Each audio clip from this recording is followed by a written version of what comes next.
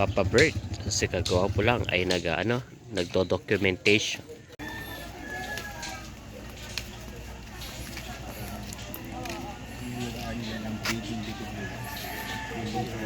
Hinihiwaan siya.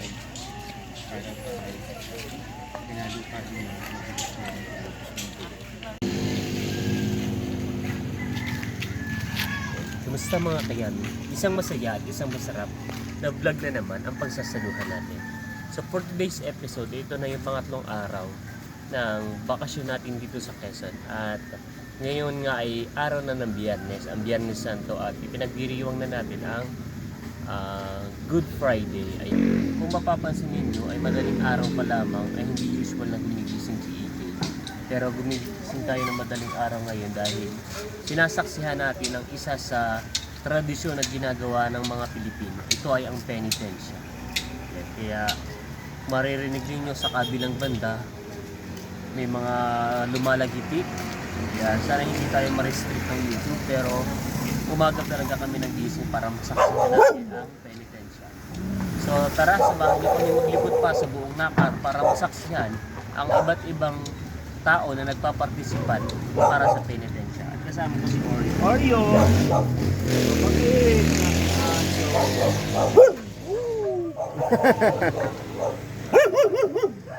Ayan, so medyo lumiliwanag na. At ngayon tayo nakamotor at tayo pupunta sa poblasyon. Yeah, so tayo pupunta sa poblasyon o sa Pamplona at tayo ay titingin pa ng ilang mga nagpapartisipan para sa Semana Santa o sa pagpipinitensya. So kasama natin si Papa D at tayo ay lalarga na. Yan, yung iba ay mapapunta na sa halatang papunta na sa outingan. So tayo naman ay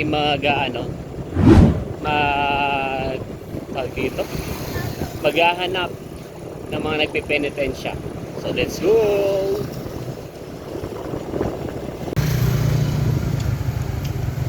So na kami. Nagpipenitensya isa.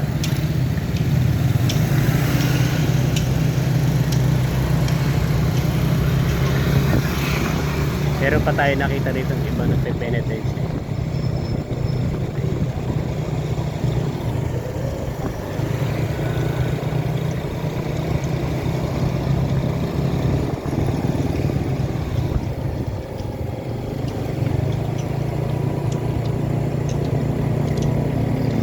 Ayan, apat sila.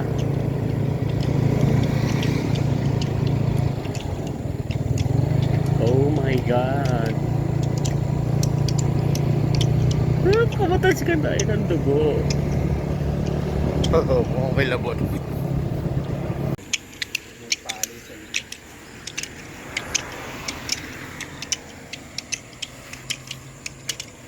Ayan, so tumigil muna tayo at nakita natin sila. Inabangan natin sila. Ayan. Sobrang creepy nung nung tunog. Para kang basta may something yung tunog nung penitensya, parang nakakatakot. Yan. Buti na lang ang ganda ng view dito sa Barangay Pamplona. Sobrang nakaka-relax at hindi nakakasawang magmasid-masid. Yan, kasama natin si Papa D.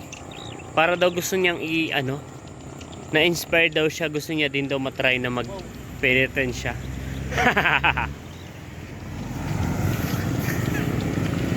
Sumasayaw ba sila dapat? Oo. Ayan Okay. guys, may ritual pala. Dapat pala sumasayaw yung mga nagpipenitensya. Anong step nila? Parang reggae. Paano? Hindi ko nakikita gumagalaw eh. So tayo ngayon ay nasa kanto ng Catholic Church ng Barangay Pamplona, General Nakar. At kung mapapansin niyo ay napakaraming tao dahil sila ay nag-aabang dahil dito nga sila pupunta sa simbahan at dito nila inaabangan sa may kanto yung mga nagpipenitensya. Daming tao. So tara, pupunta tayo ngayon sa simbahan.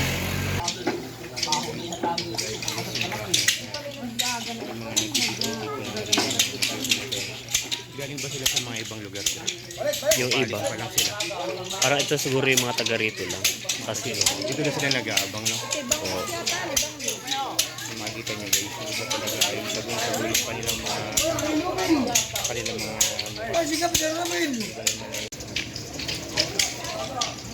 Ang daming nagbi-video. Tapos nagdadatingan na rin yung mga ibang nagpe-penetensya sa galing sa ibang barangay.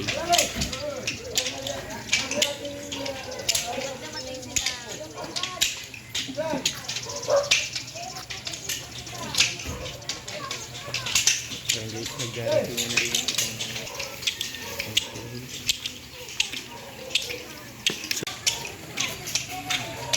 Pumapasok pala sila sa sa simbahan.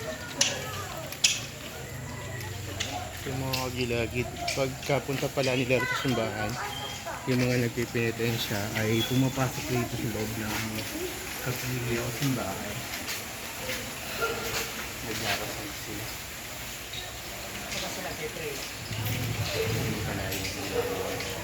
Bali lahat ng mga nagpipinitensya ay pupunta dito sa simbahan. Nagpapasok sila para magdasal.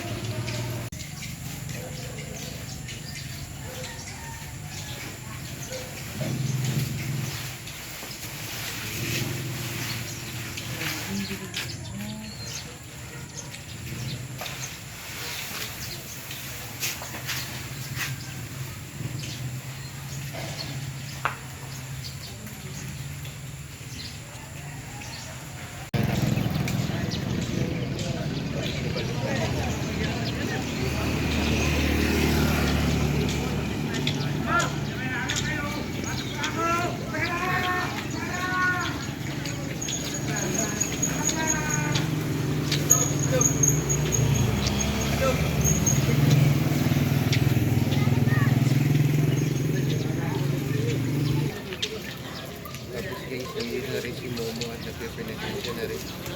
Momolan na rin.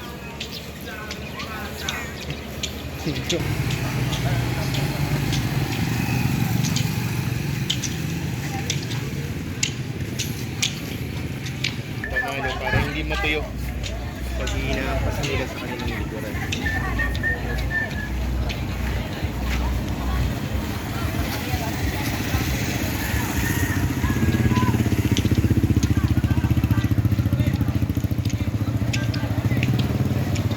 At dito sa probinsya ay yung ibang mga bahay naglalabas sila ng mga tubig tsaka pagkain para pang suporta doon sa mga nagpa-participant sa penitensya. So may libreng pasopa si Mayor. Yan. Yan, na tayo nasa general na car, Central Elementary School.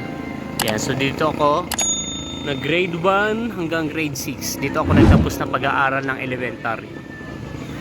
Yan, nakakamiss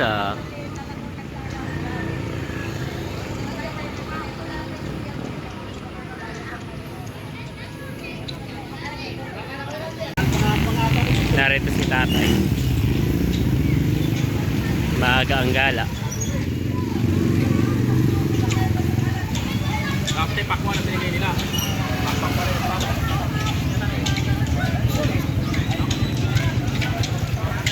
May pa soft drinks.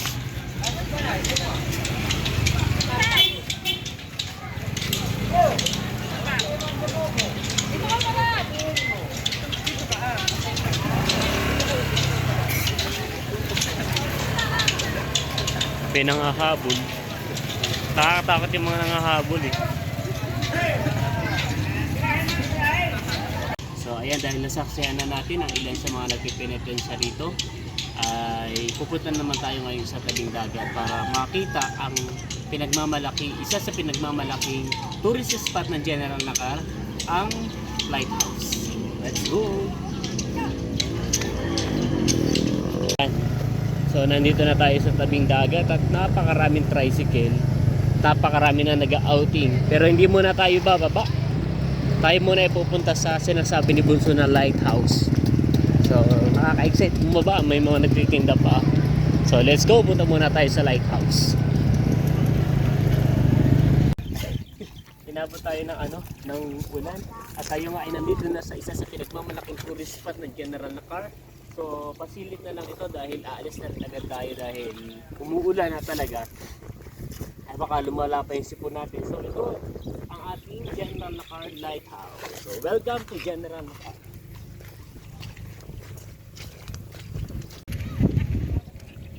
So ayan, sayang lang at sarado, hindi rin tayo makakaakyat. Aakyat sana tayo kaso nakasara.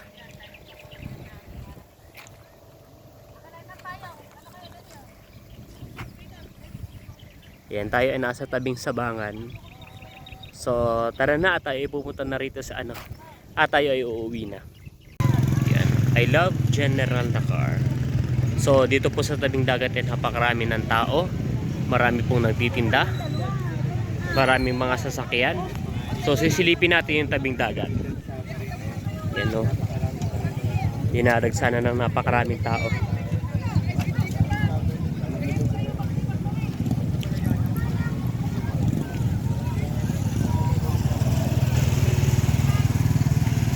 Yan, in my 30 years po ng pamumuhay dito sa General na car, I never seen like this before, na napakaraming sasakyan. Although yung tao, lagi ko nakikita na maraming tao, pero yung ganito kadami, so it's something new na dinadayo na talaga ang bayan ng Naka. Oh, Kuya Jero. Yan, so tara, sisilipin natin. Yan, may mga lifeguard naman po rito.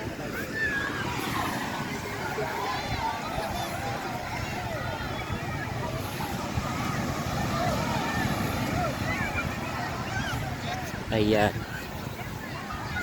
Kahit kaulanan ay marami po talaga naliligo.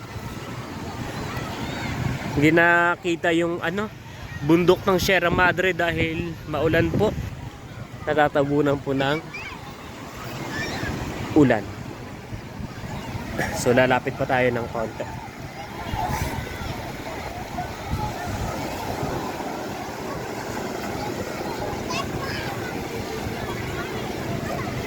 Akala nila turista ako. Maraming tumitingin sa akin. Char. Maganda pa sana maglakad-lakad kaso ay hindi maganda ang panahon. Parang nakakatamad na sana nakakatamad ng maglakad-lakad. Nakakalibang sana kasi napakaraming tao.